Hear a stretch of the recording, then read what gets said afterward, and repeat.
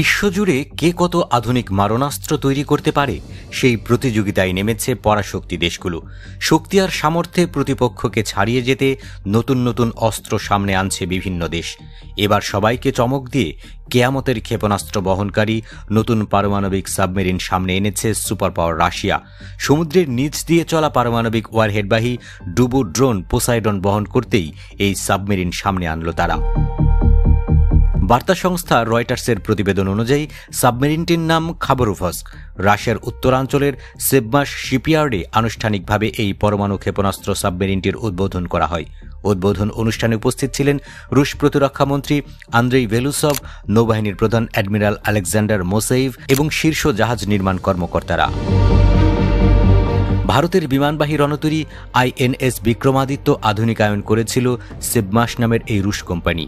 তারাই এই সাবমেরিনটি তৈরি করেছে।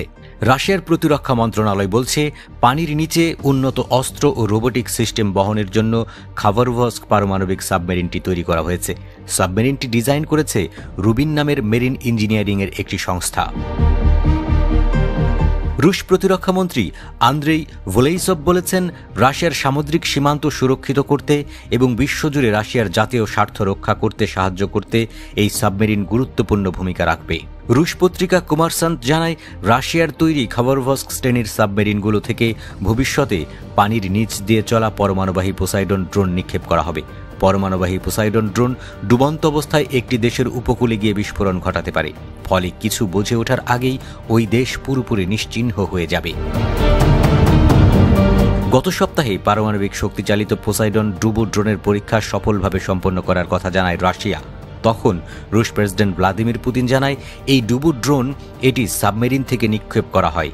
এতে একটি ছোট আকারের পারমাণবিক রিয়্যাক্টর ব্যবহার করা হয়েছে, যা সাধারণ সাবমেরিনে ব্যবহৃত রিয়্যাক্টরের চেয়েও ছোট। রাশিয়ার উচ্চ পর্যায়ের কর্মকর্তারা পোসাইডনকে ভয়াবহ অস্ত্র হিসেবে বর্ণনা করেছে। রাশিয়ার নিরাপত্তা পরিষদের উপপ্রধান দিমিত্রি মেদভেদেভ এটিকে কেয়ামতের ক্ষেপণাস্ত্র হিসেবে উল্লেখ করেছেন। আর সংসদের প্রতিরক্ষা কমিটির চেয়ারম্যান আন্দ্রেই কার্তাফোলভ দাবি করেছেন, এটি পুরো একটি উপকূলীয় দেশ নিশ্চিহ্ন করে দিতে পারে। তবে অন্যান্য বিশেষজ্ঞরা পোসাইডনের পাল্লা এবং ধ্বংসাত্মক ক্ষমতা নিয়ে মস্কোর দাবির সত্যতা নিয়ে প্রশ্ন তুলেছেন। তা সত্ত্বেও রুশ গণমাধ্যম ও ক্রেমলিনের বিবৃতিগুলো প্রমাণ করে যে মস্কো এই অস্ত্রটিকে তাদের নৌবাহিনীর জন্য একটি বড় কৌশলগত সংযোজন হিসেবে দেখছে।